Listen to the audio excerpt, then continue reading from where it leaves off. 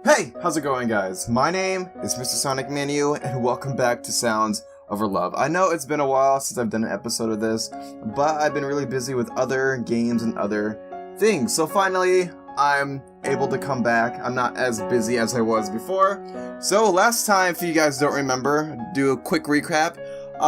We went on a date with Ceri, and it was great.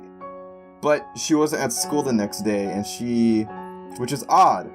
So, let's find out what's going on, shall we? Okay. I think this is the part where we left off from, so let's keep on going, shall we? Okay. Listening now, though, might make it easy to understand what Ceri is feeling, and if I want to help her, it's something I must know. Currently, we're going through a divorce, but that should be more than apparent. After we moved to Japan, things started to get rocky between us. My wife decided to go on holiday back to Wales, though her real intention was to get back with her ex-husband. Oh. So, okay. Ceri's mom is a hoe. Okay. I eventually caught wind of her after one of my friends spotted them together. She stayed there, but at the same time filed for a divorce. It's a complicated process where you're dealing with two countries. I forgot what voice I did for a southern accent. I was told yesterday she also filed for custody of Ceri. What? She filed for custody? Does that mean Ceri has to go now? Does that mean Ceri would also return to Wales? Oh no. Is that why she didn't come to school? Yes. Just when things were going well, Ceri has to leave. That sucks.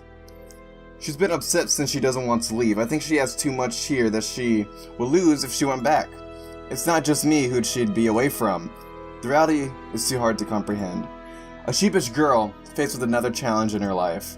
Having to leave behind her father and her friend in order to go back to live with a mother she has no fondness for. I knew from the beginning that I wouldn't be able to do anything. Being there for Ceri still won't change the outcome, though I won't resist doing so. Right now, she needs someone there for her, even if it'll end up hurting both of us. That's gotta be tough. Like, you just started something, or like a friendship or whatever with the girl, and then she has to go up and leave just when things are getting good. I knew things were gonna go bad. Like, usually, in games like this where there's a romance or whatever, right when things are at a high point, things are gonna come crashing down pretty soon. And I saw it coming, but I didn't want to accept it. If you want to speak to Ceri yourself, you're welcome to come over anytime. But I'm not sure how receptive she'll be about it. It feels wrong if I don't at least try to get my voice through to her. Even if she turns me away, I just want her to know that I'm here for her. To know that, despite the pain, the people most important to her will give back everything in return. That we care for her, that I care for her. Don't you think I'll be able to come over today? I don't see why that would be a problem, though, like I said, I'm not sure how Ceri will react. Her reaction right now isn't really staple. All that matters to me is how she is feeling, which I know is far from good. I want to reach out to her. Alright, I'll be over shortly. Goodbye. In a rush, I hang up on Mr. Irwin without giving him the chance to respond. Wasting time isn't an option. I need to get there as soon as possible. Heading downstairs, my footsteps resonate through the house, causing my sister to give me a bewildered look. Luckily enough, she doesn't give me an issue and goes back to using her phone. Passing through the hall, the door opens before me, revealing my parents, home from their trip out. I don't have time to make conversation, so I slip past them at the doorway. Both of them giving me the same bewildered look as my sister did in the process. Who are you off to, son? I'm going to a girl's house. Upon hearing that, my father contorts his face in surprise, finally leaving me with a proud smile as I set off to make my way down the street. I really like his dad. His dad's hilarious. I feel like that would be me. I said, oh, son, you're going to a girl's house? Okay, good luck. I wouldn't say good luck, I would just give him the smile, just like the dad gave him the smile. Nice one, Dad, nice one. All I should focus on is being there for Ceri, a thought which drives me as I race my way to her house. Oh shoot, oh shoot, oh shoot, oh shoot, oh shoot, oh shoot. Darkness fills the path towards Ceri's house. Spare the street lamps which guided my course towards it. A long and winding one, in a metaphorical sense that is. This week has provided me with a countless ups, but I guess it's time to face the downs. Knowing that Ceri's hurting makes me feel bad myself, something which I've told myself over and over. My emotional attachment to her is a big thought. Ceri's street is short, so it's easy enough to find her house. It saves me the time of looking for it in the darkness of the ever-looming night. The adrenaline which within me rushes me further towards the door of her house. It's not necessary, but I feel that controlling these emotions would be a bad thing on top of the difficulty to do so. It's Ceri's feelings I want to prioritize right now. Getting here as soon as possible helps me do that. My knuckles face the wood of the door repeatedly as I eagerly wait for an answer. I can see movement from the inside, that of Ceri's father, as he soon comes to open the door. I mean, it's Japan. Don't they have, like, you know, a doorbell? Okay, you see the gate right here? And if I'm correct, this console right here, or this button-looking thing, that's the doorbell, and it has an intercom, so the person on the inside could talk to you, and vice versa. So that means he opened up the gate and started knocking on the door. So that means he went through without permission. That's how I see it, at least. But, you know, he's in a rush, so I probably would have done the same thing, so I won't judge. Let's keep on going. Good evening. Good evening, Jose. I won't keep you stopped for long. Ceri's room is upstairs and to the right. I'm not sure. If I was the father, I wouldn't let some guy, even if he's my daughter's friend, into my daughter's room. That's just me. But, okay, let's go.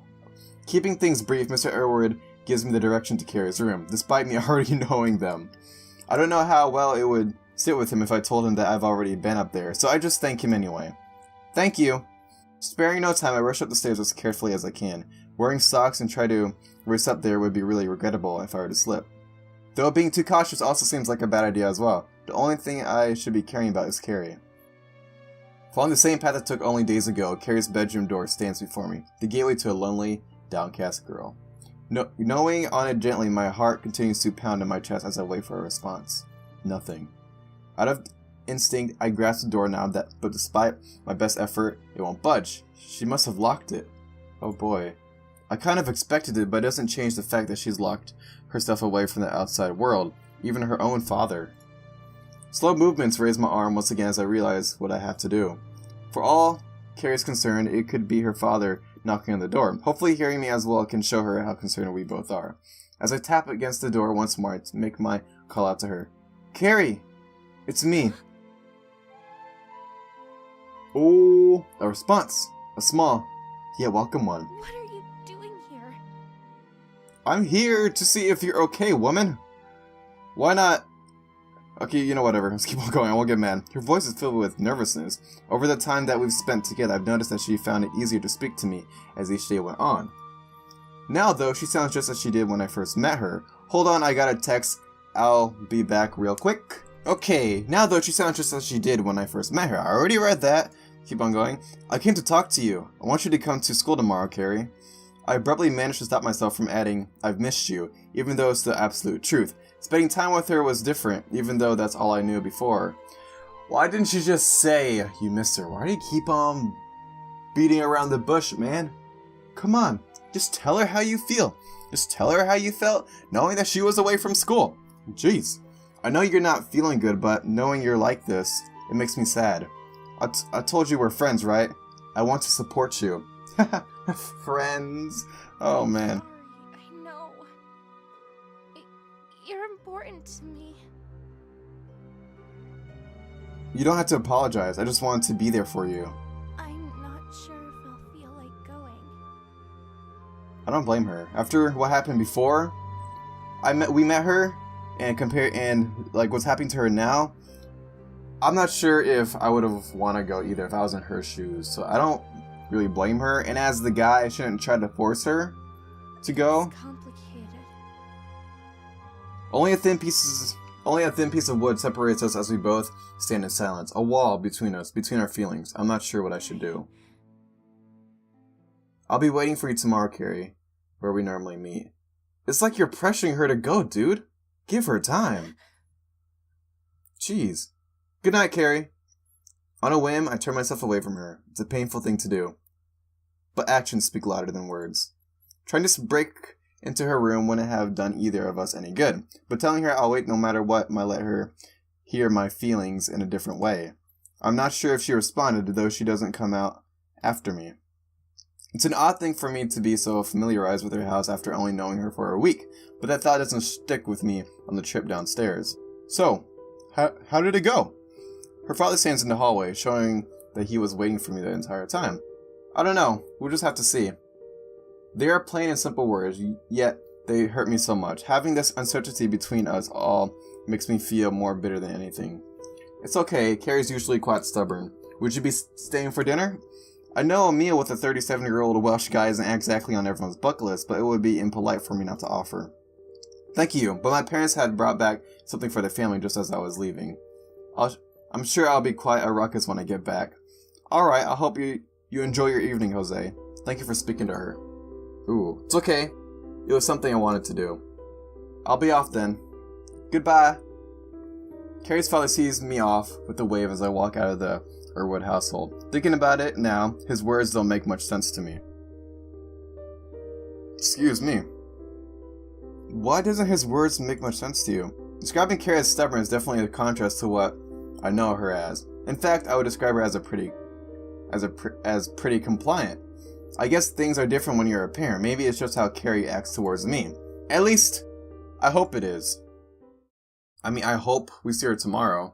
The morning sunlight blinds my eyes on my walk towards school. More importantly, towards my typical rendezvous point with Ceri.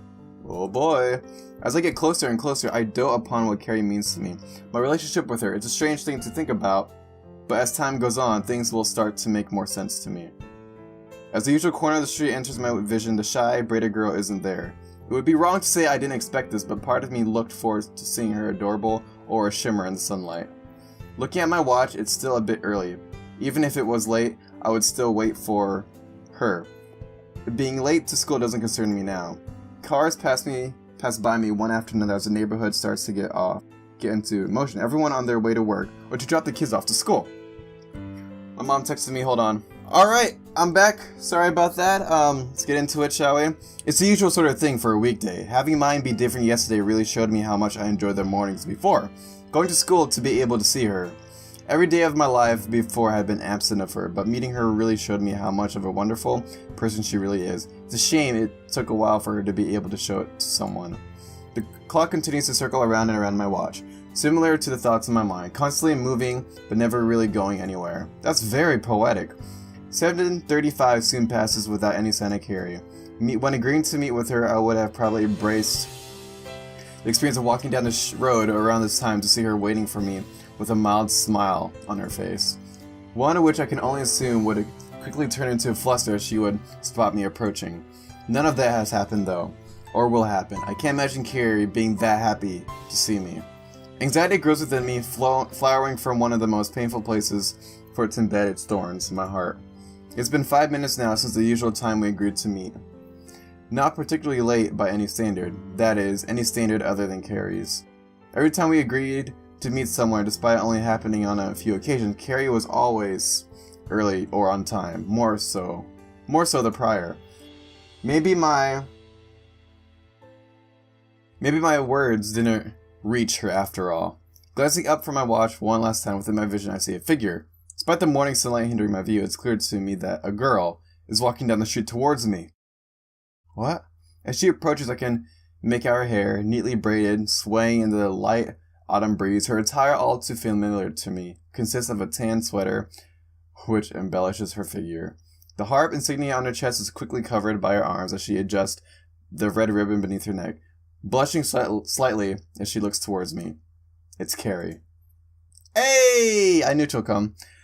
The sight brings a smile to my face. It usually would, but this time means a lot more to me than any of those ever could. I managed to reach out to her. She came. Her expression, however, does not match mine. She still carries a troubled expression as she advances further down the street. If one thing is for sure, there's still a lot of work to do before we can make things right. Is that even the right word? All the issues, all the problems that caused the situation are still here. Ceri is still upset. Good morning. Good morning. Good morning, Ceri. Part of me wants to ask how she's feeling. In spite of knowing the answer, I'm fine. She'll say, that's all it is. Fine. Fine is just a synonym for not good, a quick answer to get people off your case. Ceri knows how concerned I am, but prying into her feelings now would not benefit either of us.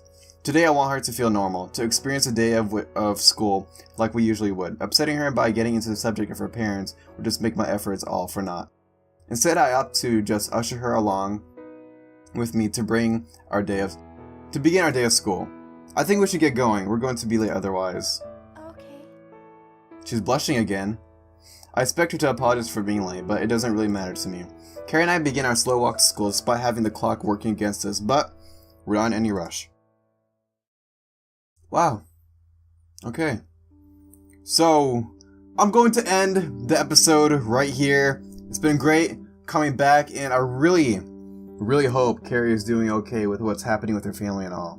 And I hope her mom changes her mind and that we have a happy ending in this series. But anyway, thank you guys for watching. If you'd like to let me know, let me know in the comments down below what you guys thought of this episode and how you think this will end. I thought it was going to have a happy ending, but the last two episodes, this episode and the last episode, showed that, yeah, I don't think we're going to get such a happy ending like I was hoping for.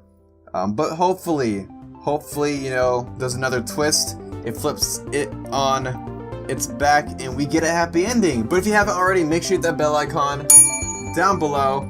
Anyway, this is MrSonicManu signing off. I'll see you guys in the next one.